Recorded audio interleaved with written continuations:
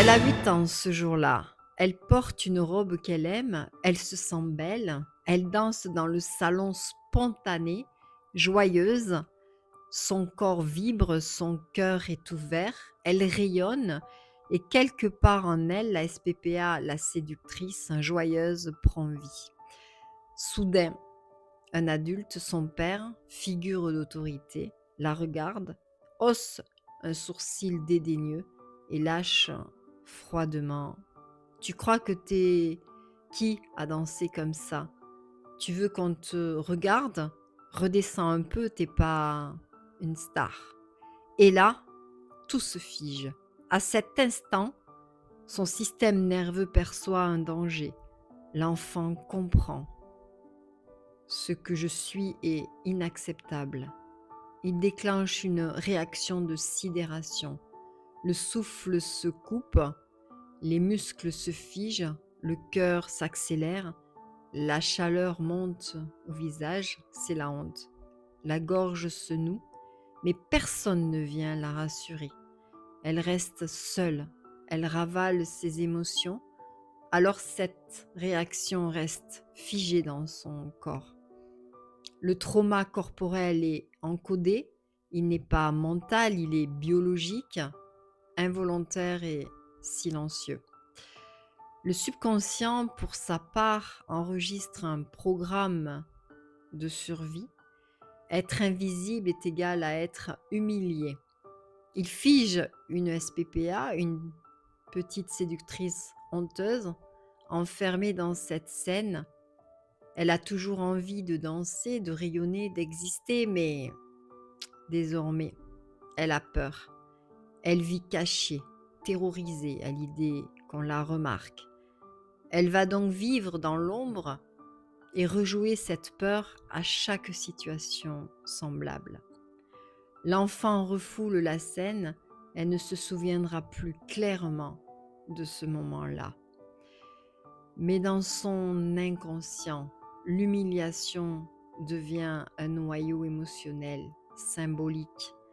Elle rêve souvent qu'elle danse nue sur une scène et que tout le monde la juge. Elle ressent un malaise profond face à toute forme de mise en valeur. L'inconscient a transformé la honte brute en symbole, rêve et auto-sabotage. C'est là qu'intervient l'ego protecteur. Il a vu l'événement, il a vu la SPPA blessée, il a compris que cette petite séductrice intérieure était trop fragile pour ressortir. Alors il dit: «T'inquiète, je prends le relais, moi je vais te protéger». Et il se construit une armure. Il développe le contrôle, sarcasme, la froideur. Il attaque quiconque ose dire: «Tu es belle, tu as quelque chose de spécial». Parce que pour lui, ces mots est égal l'entrée du trauma. Aujourd'hui, elle a 28 ans.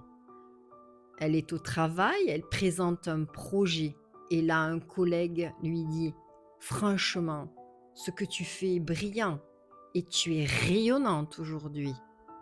Ce n'est pas un piège, c'est un compliment. Mais immédiatement, tout se remet en route. Son système nerveux réagit, bouffée de chaleur, palpitations, tension dans la gorge, sueur froide. Le corps réagit comme si c'était une agression. À l'intérieur, la petite SPPA séductrice panique, ça recommence, on va se moquer de moi. Puis l'ego surgit en première ligne. Il attaque le collègue en ironisant: «Oh, tu te moques de moi?» Il dénigre le compliment. «Bah, tu dois avoir de la fièvre pour dire ça». Il sabote la relation pour protéger la SPPA blessée. Puis l'inconscient arrive, un malaise incompréhensible remonte. Un rêve revient le soir. Elle tombe nue dans une salle de réunion.